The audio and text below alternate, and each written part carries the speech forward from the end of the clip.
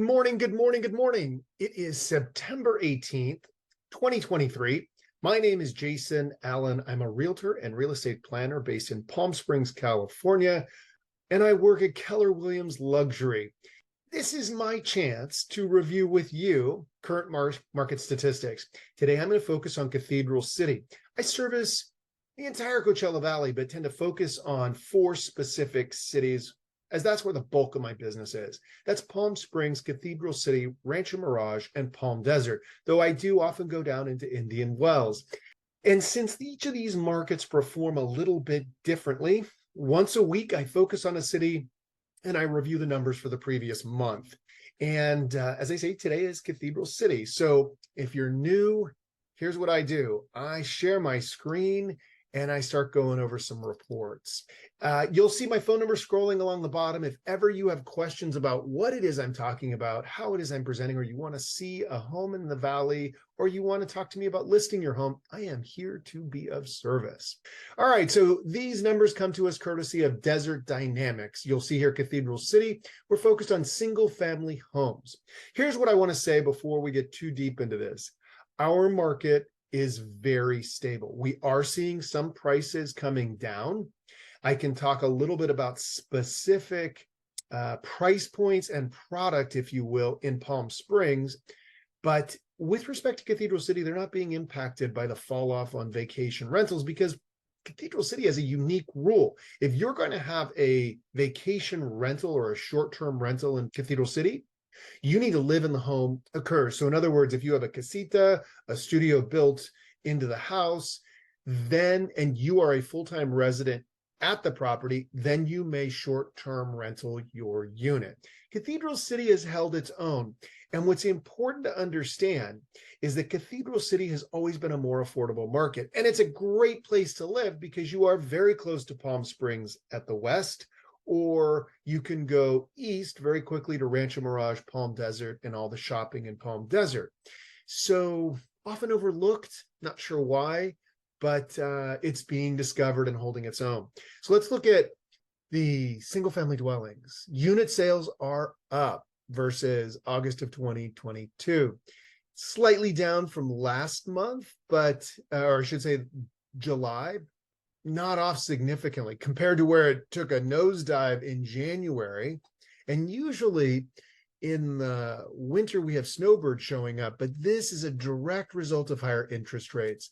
What we're seeing now, especially when we look at the inventory that's being absorbed, is that the general consumer is getting used to this higher interest rate.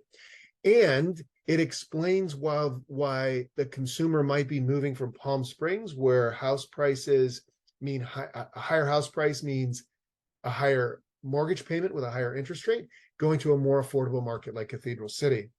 All right, median sales price is down a tick from last year, about 6%. If we scroll down, we see days on market is up, but at 48. I'm just explaining to sellers, you're going to be on the market a longer time, and explaining to buyers that just because a property has been on the market for 48 days, it does not mean you're going to get 50% off the price or 30% off or 20% off the price. It's just the new norm.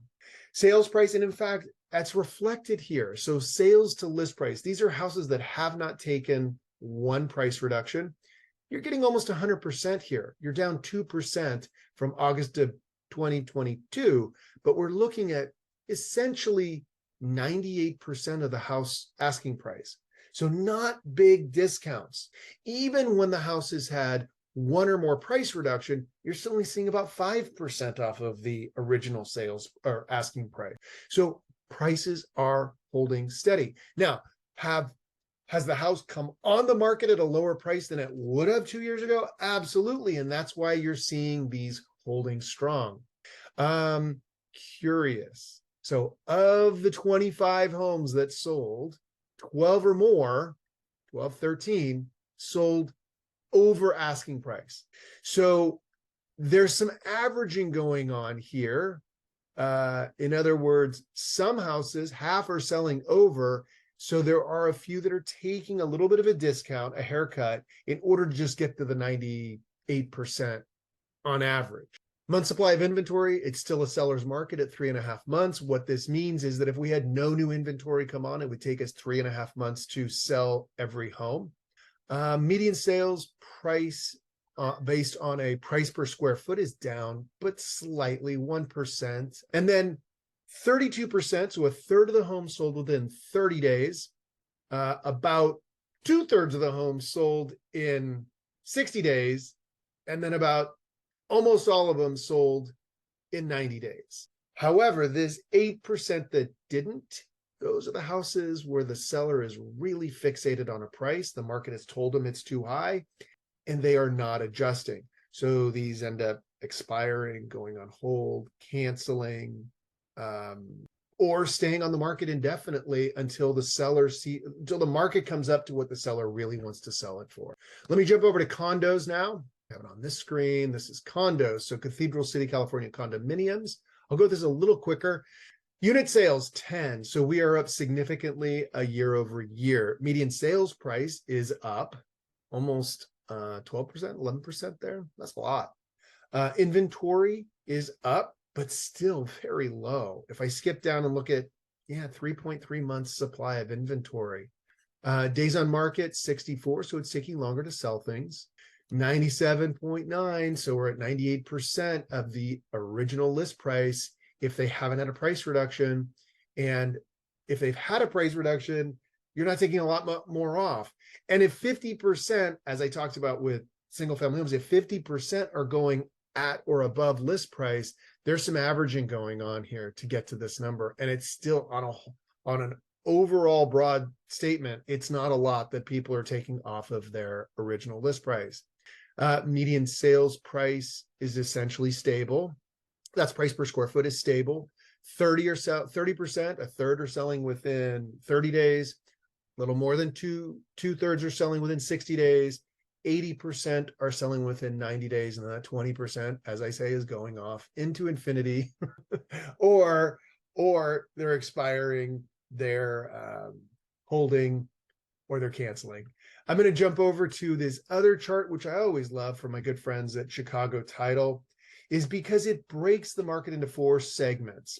And you can see here that in each price point, in each quartile, we see things on an up. So I'm going to circle back to where I started. Cathedral City being a bit more affordable compared to Palm Springs holds opportunity for buyers that are price sensitive because interest rates have gone up so much. Let me scroll down a little bit here so you can just see, here are the numbers, how they're broken up. And you can see days on market for the higher end is higher. It takes longer to sell a higher end listing. But if you come down here to the more affordable price points, they're going within a month on a days on market. And you're seeing that what we're seeing, 7 new, 7 absorbed, 2 new, 6 absorbed, 3 new, 5 absorbed. That's where our inventory is reducing. People are showing up to town, maybe a little early for the snowbirds. We've got great weather. It's, I think, going to be 93 today, and it was 71 last night or something. I mean, this is phenomenal weather. People that are thinking about buying a condo here that want to be here for the winter are jumping on board early as we look to Cathedral City. So that concludes my presentation. As always, I am happy to assist you personally. If you're thinking of listing a home in the desert, if you're thinking of buying a home in the desert, I would love to have a conversation with you. You can go to my website, which is getme2ps.com. It enables you to book an appointment with me. There is no charge for that initial consultation. And you can also go to my YouTube channel where you'll see other videos that I produce. That's it for today. Have an awesome week, and I look forward to talking to you soon.